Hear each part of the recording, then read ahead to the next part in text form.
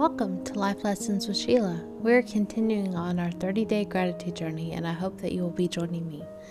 If not in content, then at least in heart. If I am welcoming you for the first time and you like what you hear and see, then please by all means consider subscribing. If you already subbed, then welcome back. If you like inspiring videos that encourage you to become the best version of yourself, then by all means give this video a thumbs up. That will let YouTube have a hint that you want more inspiration in your feeds. Don't forget to share this with your friends. Also, if you'd like to be notified anytime I go live, upload a video, share a short, or lend encouragement on my community tab, then smash that notification bell. Let's get on with today's video, shall we?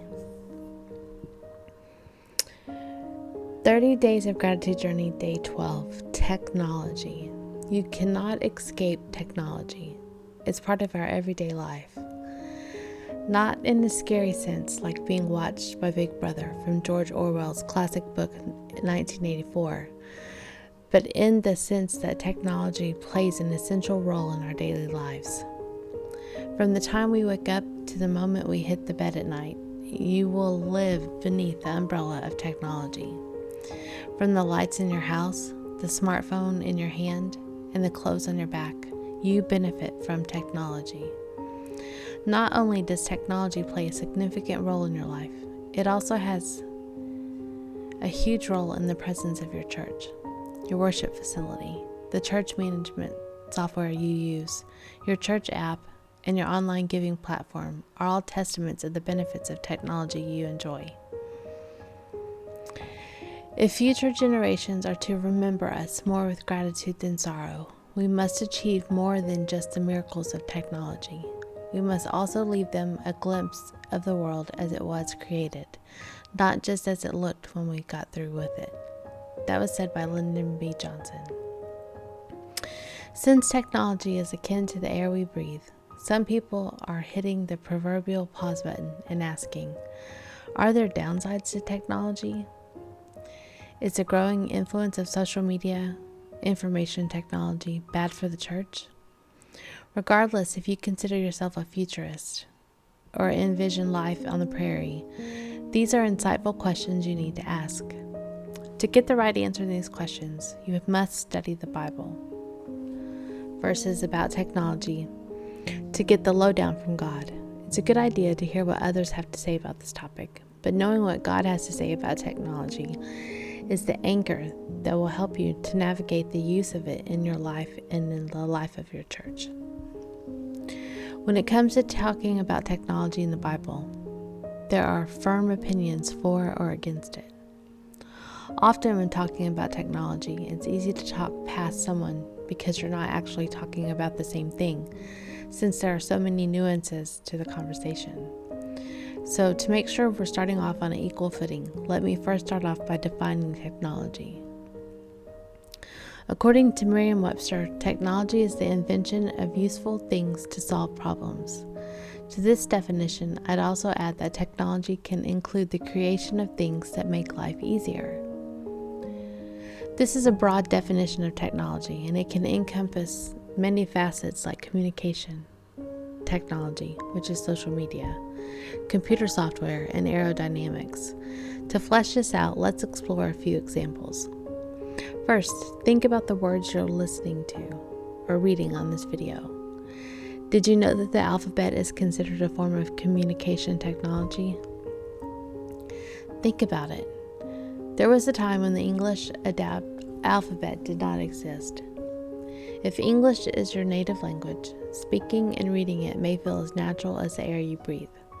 But it wasn't until the 5th century when the roots of the written English language began to take shape. Like every other written language, the English language was created to solve the problems of communication between a specific group of people. What about this video that you're watching or listening to? I wrote this post on my phone, then transferred the notes to a Word program on my computer. Then I went online, created the thumbnail, picked out the background music, and edited it all together. Then I uploaded it, published it through what is called a content management system, so that you can listen or watch it on your phone, your tablet, your TV, or your computer. To save us both time and our sanity, I'm not even going to attempt to convey the many technological advances that needed to occur over hundreds of years to afford me the opportunity to write on my computer for you to listen or watch this video on your device of choice. When I look at your heavens, the work of your fingers, the moon and the stars, which you have set in place, what is man that you are mindful of him, and the Son of Man that you care for him? Yet you have made him a little lower than the heavenly beings, and crowned him with glory and honor. You have given him dominion over the works of your hands. You have put all things under his feet. That was found in Psalms 8, 3-6. As for additional examples, I can go on, but I think you get the point. If not, then here's the deal. Technology is simply the application of knowledge to create useful things to solve problems or make life easier. The technology you use impresses no one. The experience you create with it is everything. That was said by Sean Garetti. So, for better or worse, this means it's nearly impossible for you to avoid the influence of technology. But don't worry, this isn't necessarily a bad thing. In fact, you can read many examples of technology in the Bible. God isn't adverse to technology.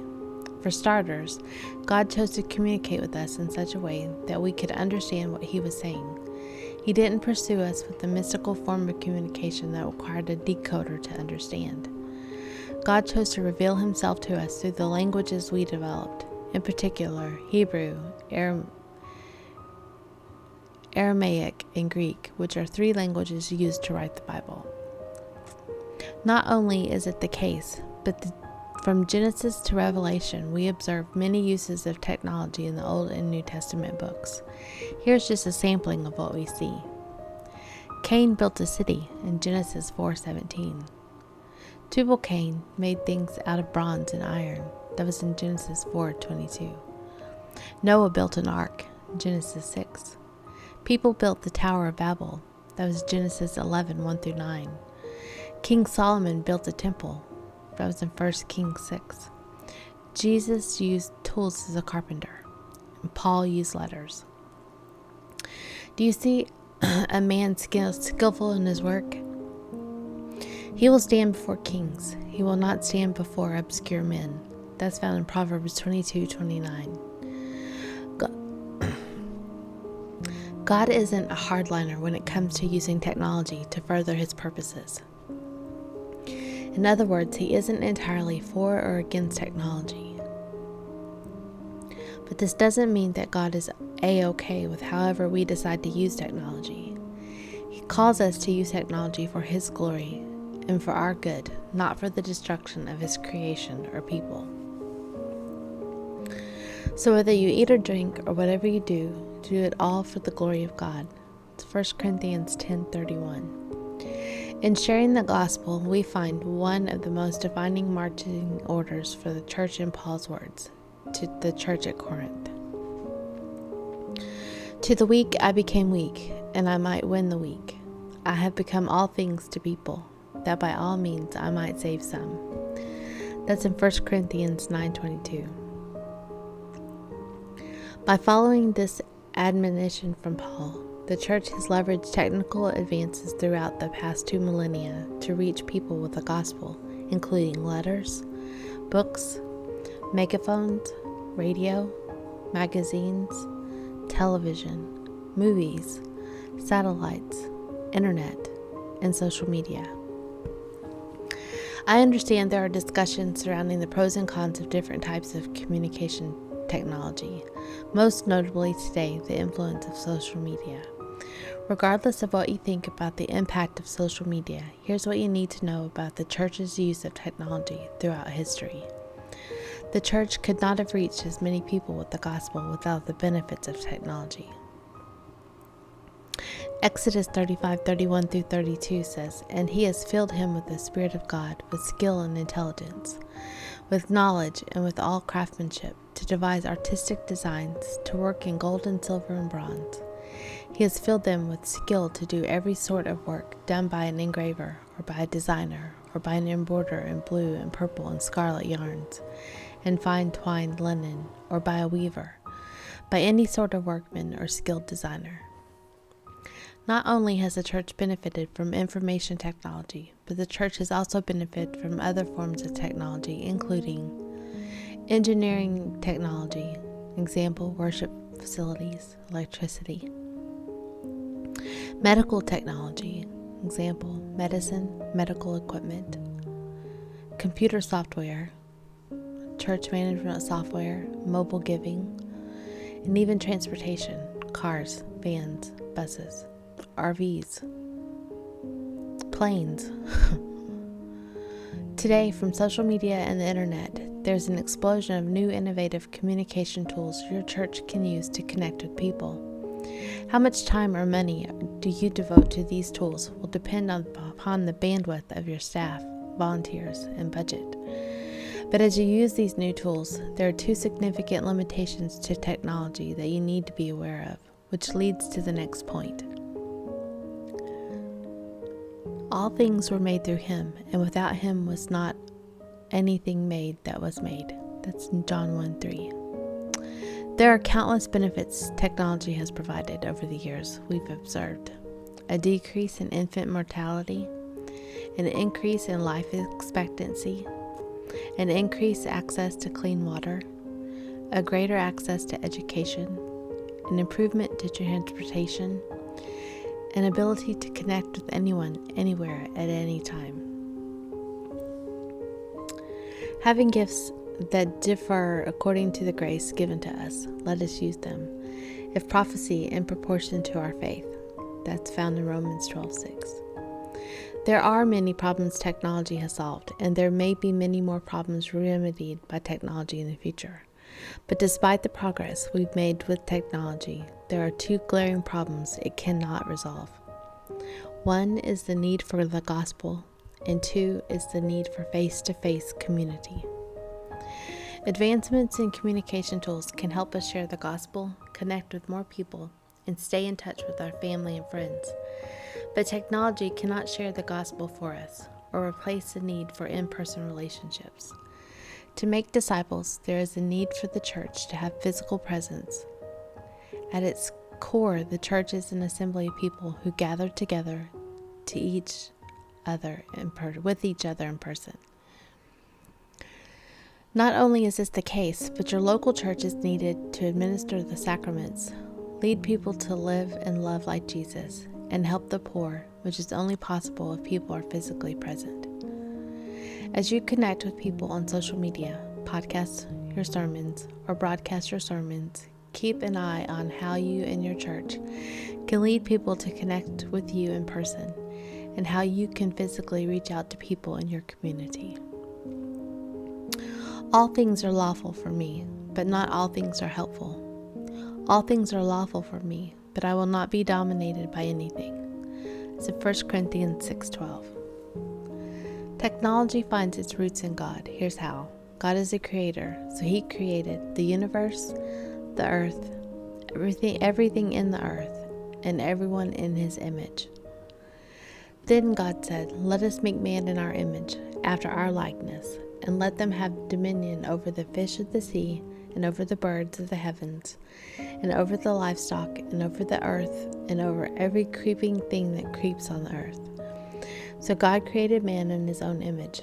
In the image of God he created him. Male and female he created them. And God blessed them. And God said to them, "Be fruitful and multiply, and fill the earth, and subdue it, and have dominion over the fish of the sea, and over the birds of the heavens, and over every living thing that moves on the earth." That's found in Genesis 1:26-28. Since you have been created in the image of God, this means, in general, you resemble God. Think about it. Do you desire community? Do you have a sense of justice when something is wrong? Do you have an instinct to create? These instincts find their roots in God, and they were passed along to you from him. Being created in the image of the Creator means you can create, which simply means you can come up with new ideas and make something. From baking a cake to developing a sophisticated piece of software, you possess the ability to create. As you dream, as you follow a vision, as you create useful tools to solve problems, you are reflecting God in your creation. Whatever you do, work heartily as for the Lord and not for men. That's in Colossians 3:23. As new technology is developed or old technology is improved upon, we can trace it back to God as the creator and sustainer of everything. Technology is a mixed bag of blessings and curses. On one hand, it has solved numerous problems around the world. It has alleviated many diseases, and it has improved the quality of life for billions of people. On the other hand, technology can be used to inflict pain and suffering, and it can lead to unintended consequences. But here's the deal. Technology must be redeemed for the glory of God, your good, and the good of others. For we are his workmanship, created in Christ Jesus for good works, which God prepared beforehand that we should walk in them. That's Ephesians 2:10. Technology cannot be simply rejected, demonized, or even mindlessly accepted and used. For your technological use, you need to do so discerningly and with an open hand, knowing that technology is not the solution to every problem, but it is a vehicle to share the gospel and do good for others. Worthy are you, our Lord and God, to receive glory and honor and power, for you created all things, and by your will they existed and were created. That's in Revelation 4:11. Go out there today and make a difference in how you use technology. Make use of your time for God's glory. You at one point have to ask yourself, is this helping my testimony or harming it? Because your testimony is the only persuasion you may have to lead someone to Christ. And what if everything you did either led them to him or took them away from following in his path? Go enjoy your Sunday. Find something in technology to be grateful for and express that gratitude to someone today. You never know whose life you may change. Until tomorrow, bye.